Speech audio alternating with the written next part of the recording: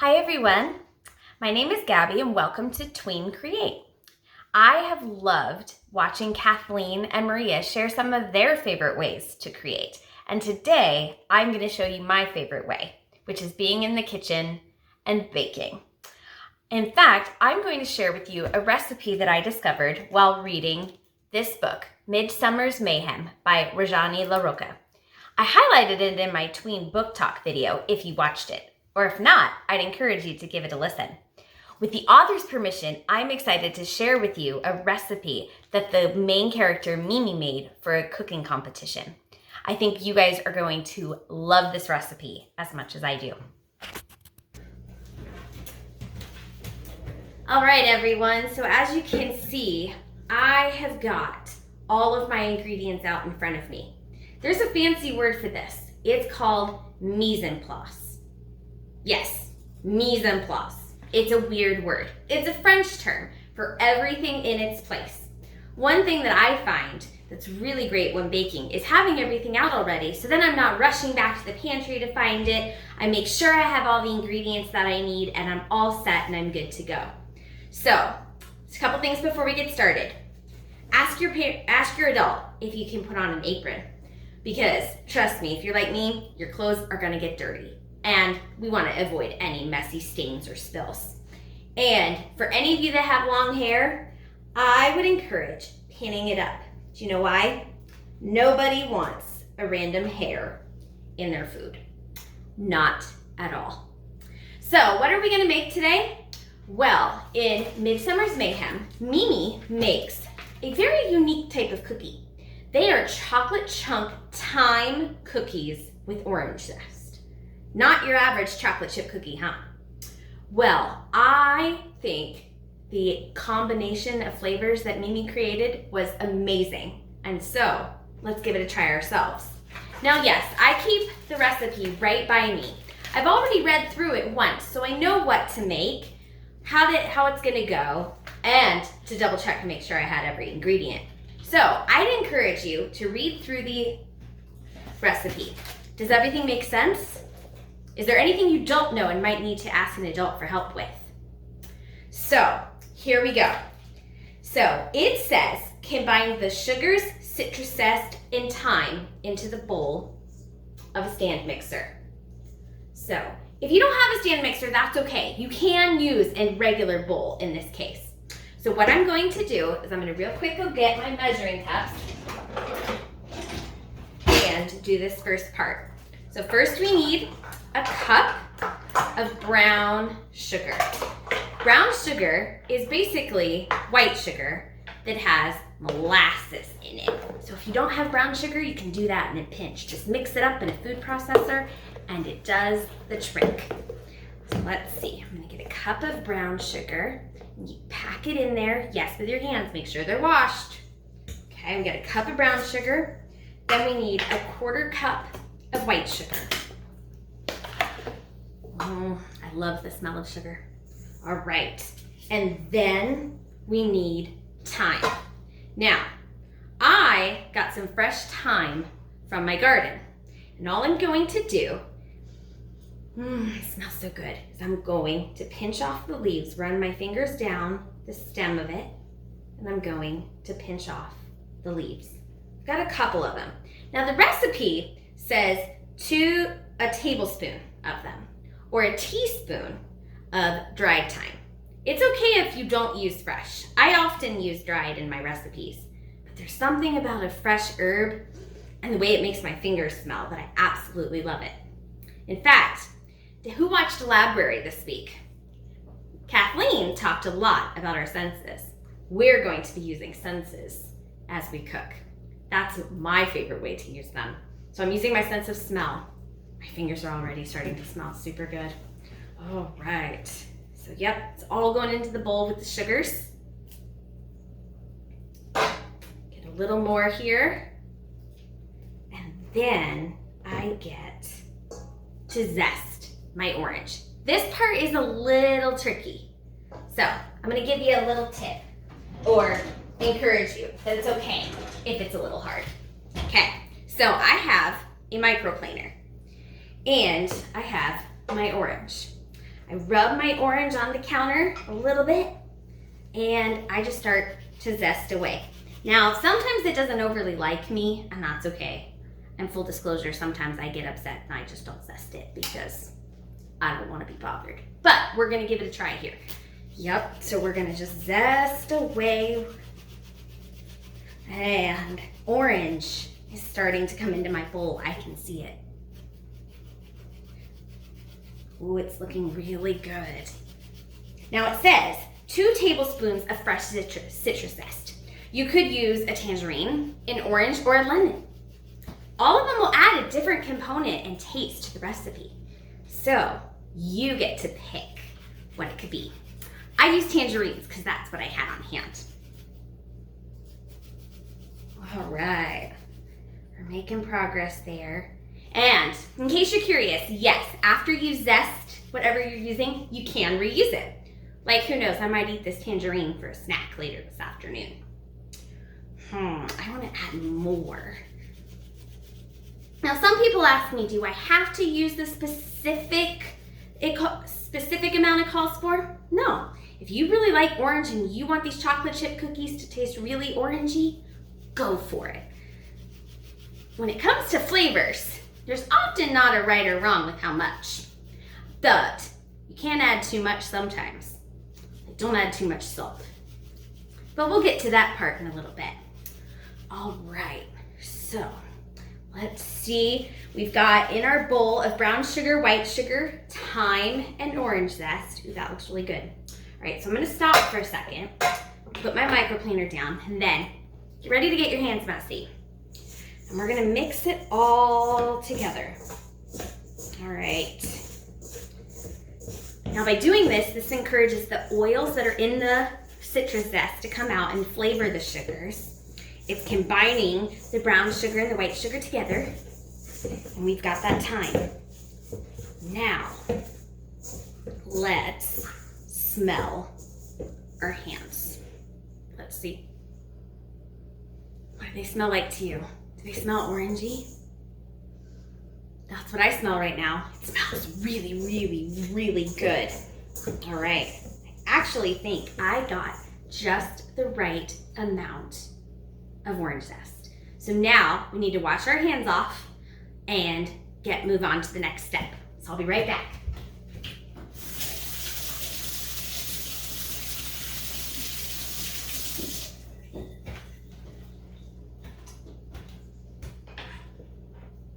All right, so was it hard to wash your hands?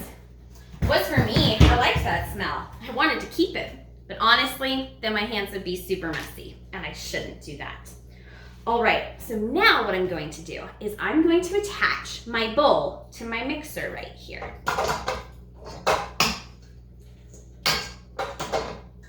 Comes on like this, snaps on, and then I get my paddle.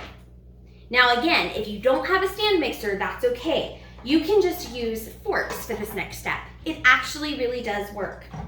All right, so my bowl is all ready to go. Then the recipe tells me, add the butter and cream together. What in the world does that mean? Well, here, I'm gonna show you.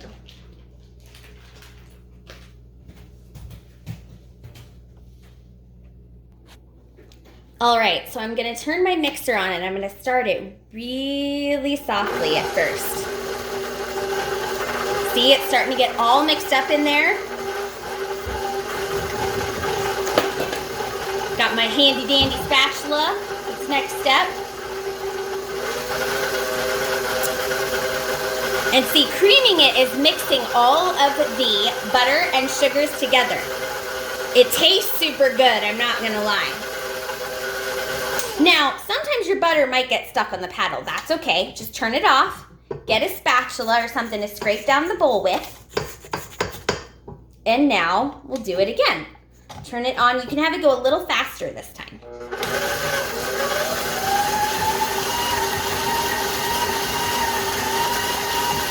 Oh, that's looking perfect.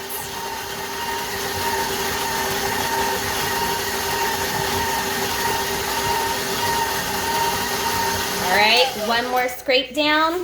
And why do we scrape it down? We scrape it down because we want everything to be properly mixed together. That's really important when you're cooking and baking. We're almost there.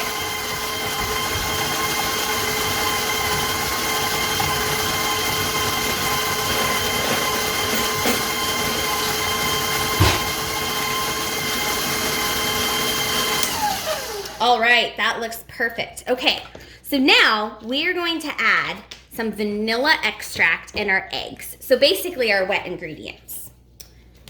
So I'm gonna pour in the vanilla. Now you have to be really, really careful because sometimes a ton of vanilla can come out and then your recipe will taste really vanilla-y. All right, and now we add 2 eggs. Now there's something really important here that happens with the eggs. I am going to get a special bowl and I'm going to crack the eggs one by one.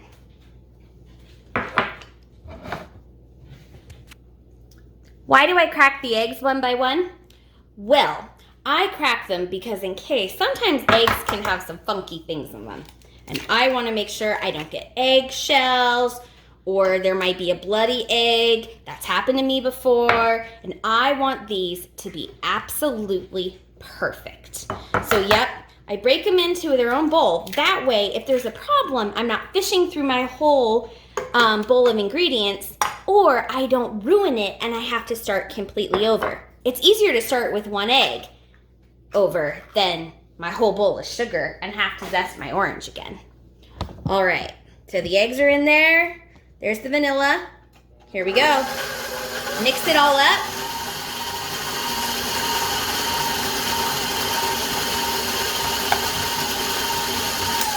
It needs a scraping down because I see a lot of sugar that's not mixing in.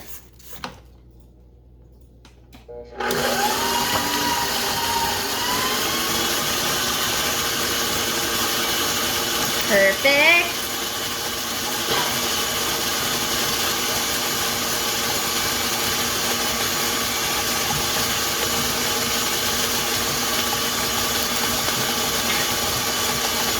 All right, now we're gonna add the dry ingredients. So we're gonna add flour.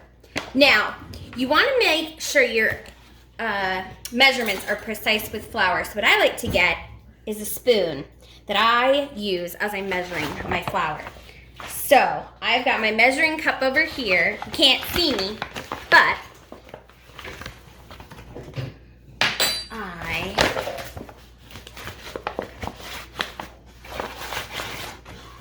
have got my cup of flour. See, it's packed in there really, really nicely. And in it goes into the bowl.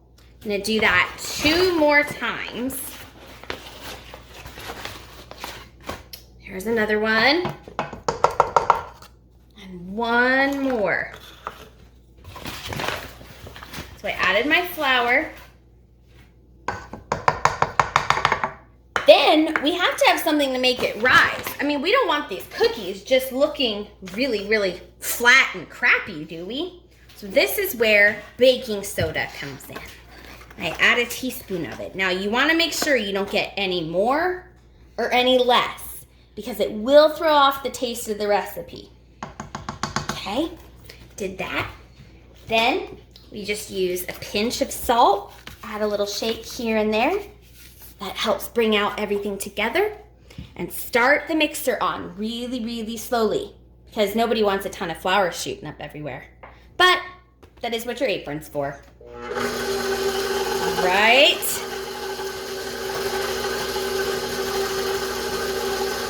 I'm getting excited about these. You're gonna need your spatula again. We want to make sure everything is properly blended. Nobody wants a mouthful of cookie that just has flour. At least I don't. Right. Ooh, it's looking super good. I'm going to turn it off real quick. Scrape down my bowl 1 more time. Okay.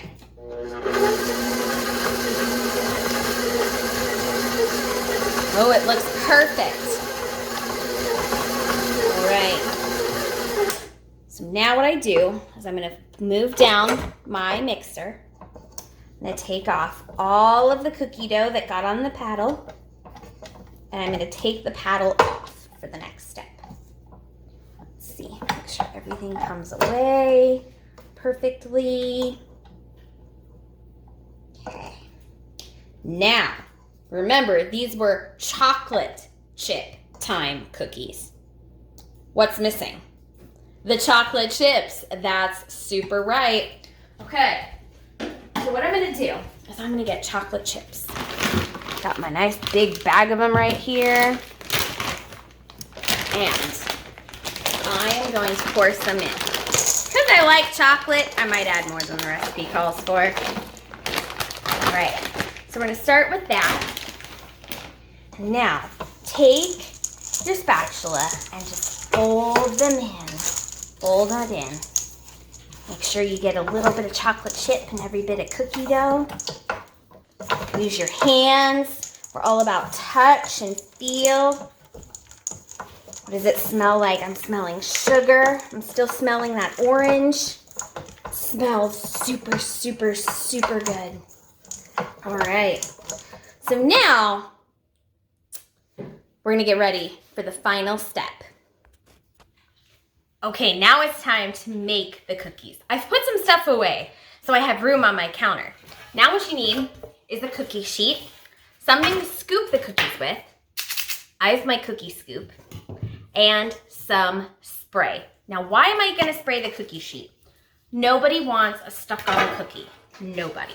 So, I'm gonna spray it a little bit. I've also preheated my oven to 350. As with anything, make sure to check with an adult before you start handling kitchen equipment. And let them know you're turning the stove on, or make sure that's okay first. Okay, so here we go. There's our cookie dough. Now, before I go to make it, I like to do something. I like to taste and make sure everything tastes just right. Now check with your adult to make sure you're allowed to eat cookie dough. I am an adult, so I am gonna eat the cookie dough. So I'm gonna get a little bit. I'm gonna try to get one that's got a chocolate chip, maybe a little bit of that thyme in there. Everything tastes okay. Yep. I don't think I have anything that tastes bad. I think my cookies are ready to be baked. So what I'm gonna do is I'm gonna take my cookie scoop, put a little bit on, and put it on my sprayed cookie sheet. I'm gonna do that several times, but I wanna make sure that I don't put cookies right on top of one another. Does anybody know why? That's right, we don't want stuff to run together. We want individual cookies. We don't want something that looks mushed and smushed and attached to another cookie. What good is that? So typically, I have a smaller cookie sheet. Well, I might only put 9 drops of cookie dough on here, just because I don't want anything to get too attached to the other.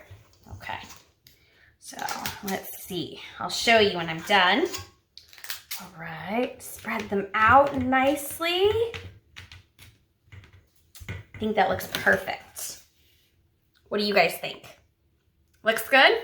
All right, so my oven is telling me that I have 1 minute and 36 seconds left, and then I can put these in the oven.